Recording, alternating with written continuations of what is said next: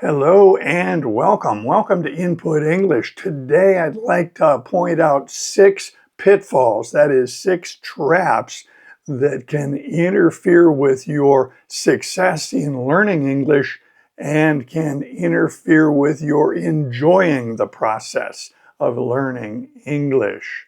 So let's get started. The first trap that I would point out is the big one, and the others are all related to this big one, and that is expectations. When we have expectations and then we compare what we realize to what we expected, any difference is a source of frustration, disappointment, and this sets you up for failure. So be very careful about expectations. There's a saying in English that's helpful, and that is, it is what it is. One of my favorite sayings in Spanish is substantially the same. Es lo que hay. It is what it is. And that's a great frame of reference for acceptance, which is your antidote for expectations. We can also get guidance from Epictetus.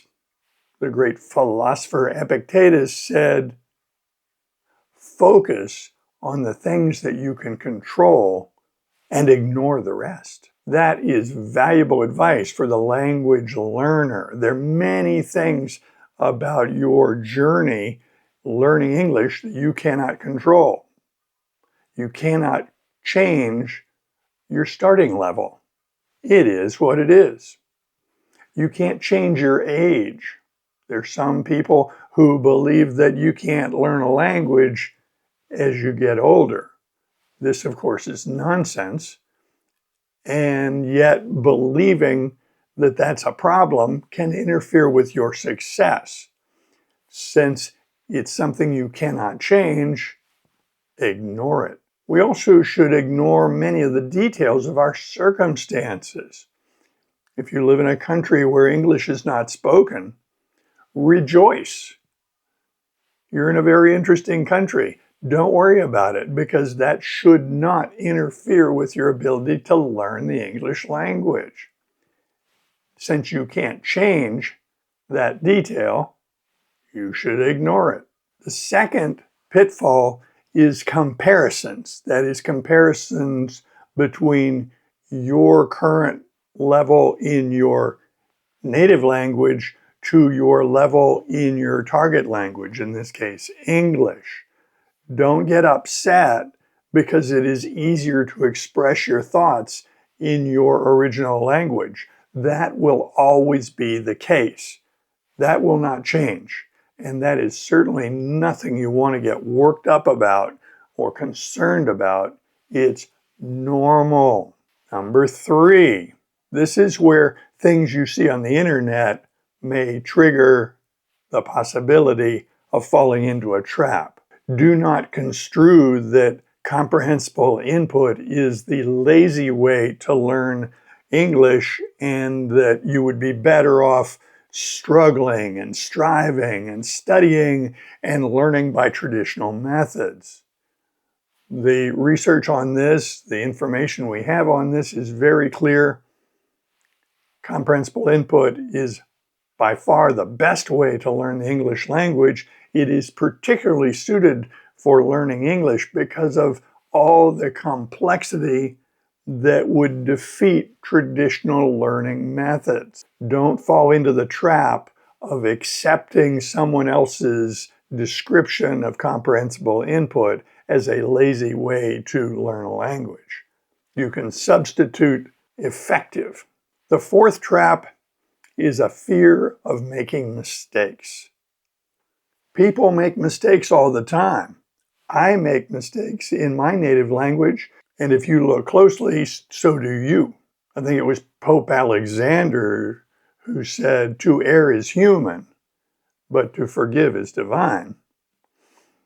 To err is human is a common thing that people use in everyday speech.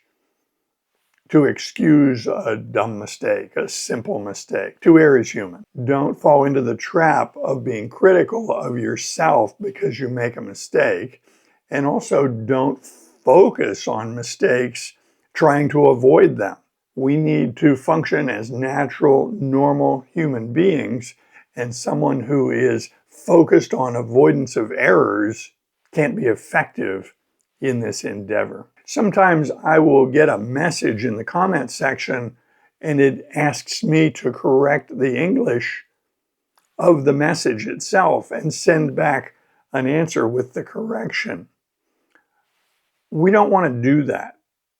You don't want people to correct your errors because studies have shown that correcting people's errors doesn't help them learn the language. It doesn't provide any benefit.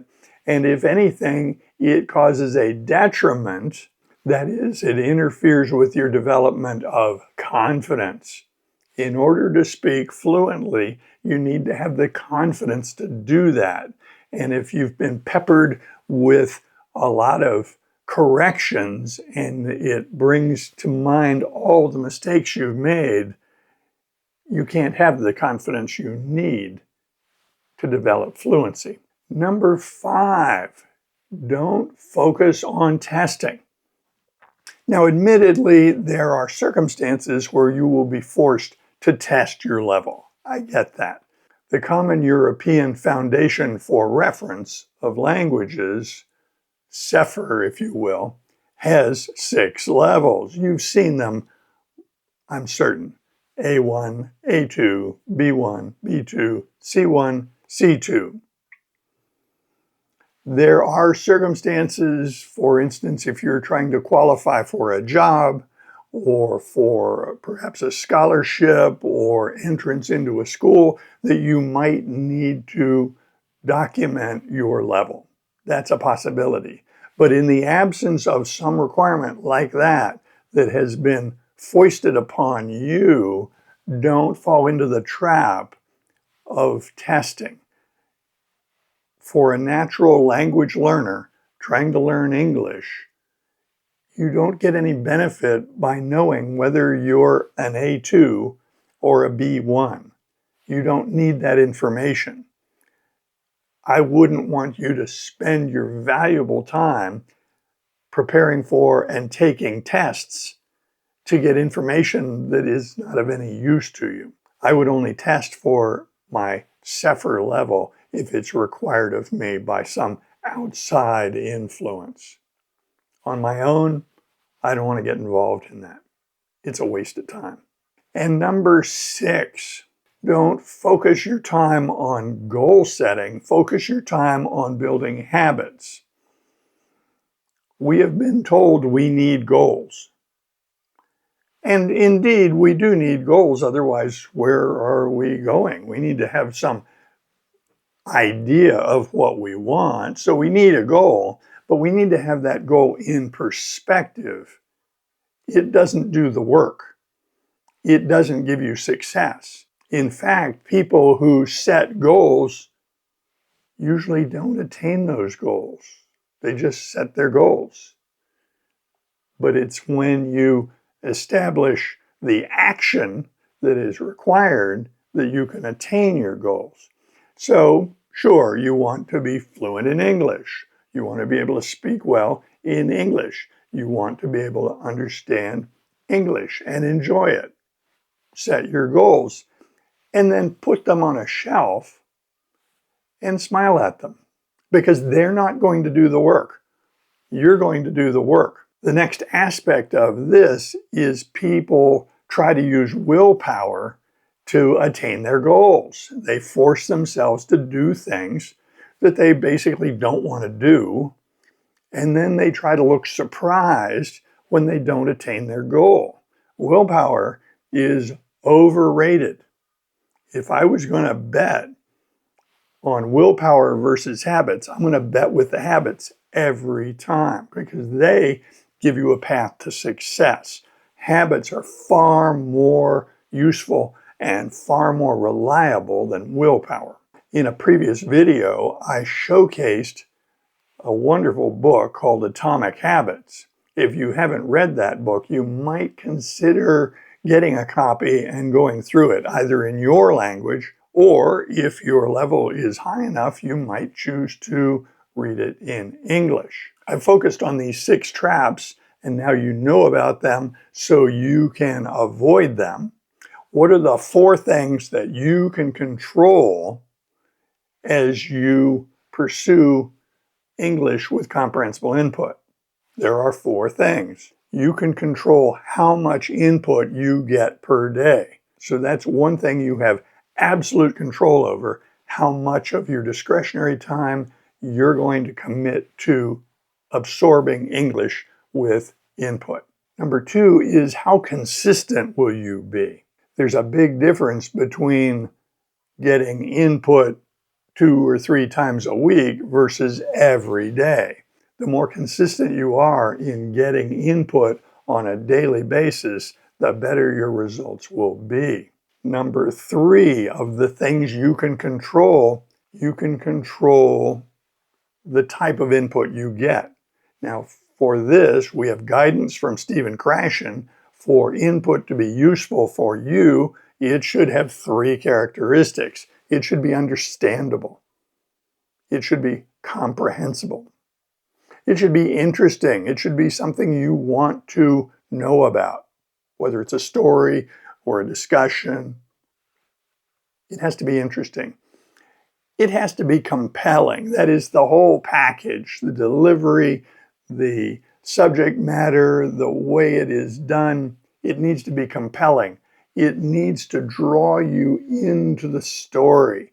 It needs to make you very interested in the story or the discussion so that it's easy for you to fix your mind on the input, because it is when you understand the story that you get the language. The last thing that you can control absolutely is how well you focus your attention on the input.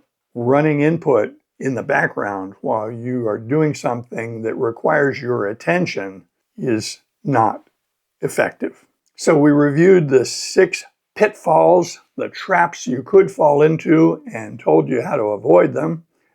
There are 4 things you can control and make your language learning journey more effective and more enjoyable. That's the end of this episode. I hope you enjoyed it. I invite comments below, and I hope you join us in future videos. See you soon.